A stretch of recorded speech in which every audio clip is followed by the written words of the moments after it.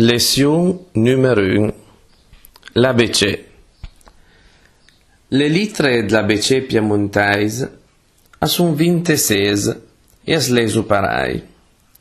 A, B, C, D, E, F, G, H, I, J, L, M, N, N, O, U, P, Q, R, S, T, U, V, E, Z. Et queste 26 lettere öta sun vocai A, E, I, O, U, U, E. L'accent. Come in italiano, et cont le parole piemontese, l'accent adroca, se alle presente, la vocale accentà, se alle nem presente, la vocale della penultima sillaba, se la parola finisce con una vocale, proprio come le parole italiane amore, andare, dolore, tornare.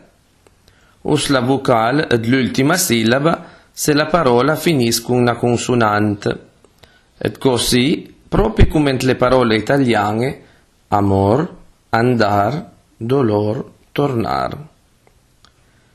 L'unica differenza rispetto all'italiano è leggruppa al gruppo vocalic E. Entre le parole che contengono il gruppo vocalic E, l'accento droca sempre in cima chial. Per questo motivo, nella lingua piemontese, troverete mai il gruppo vocalic E accentato. A sarebbe una precisazione troppo. Fonema italiano e piemontese. 4 sono i suoni fonetici piemontesi non presenti nella lingua italiana e gruppa le singole lettere dell'ABC. La E, che troviamo nelle parole piemontesi venner e arbetta. La U francese, che troviamo in Turin e scur.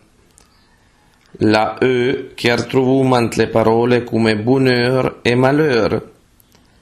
La N vocale, che troviamo in pan e man.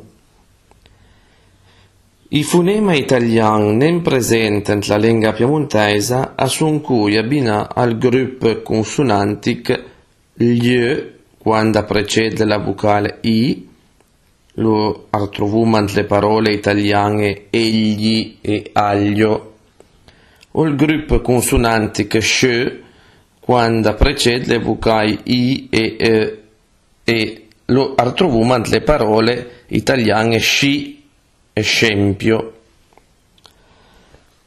In piemontese, quest'ultimo gruppo consonantico, quando precede le vocali E e I, si deve sempre pronunciare con due fonemi distinti, S dura e C dusa, proprio come avviene in italiano per il gruppo sge, le parole di sgelo e sgelare.